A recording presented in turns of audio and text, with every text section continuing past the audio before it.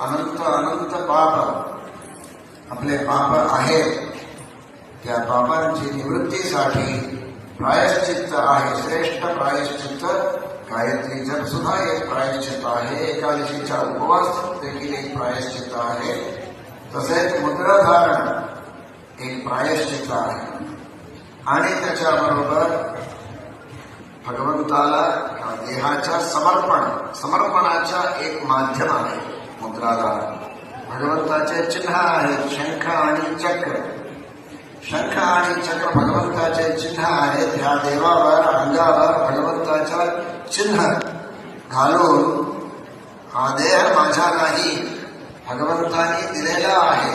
मी अस्वतंत्र आहे, परमात्मा स्वतंत्र आहे. भगवंतानी दिलेल्या ह्या देहामध्ये मी भाड्याने आहे तेवढेच. माझा देह नाही, स्वतंत्र, याचा मालिक परमात्माच आहे. ह्या अनुसंधानासाठी मुद्रा धारण घ्या. हे अनुसंधान मुद्रा घेताना येत नाही, अगोदरच केलं पाहिजे. त्यावेळी भीती वाटते केवळ, म्हणून अगोदर अनुसंधान करूनच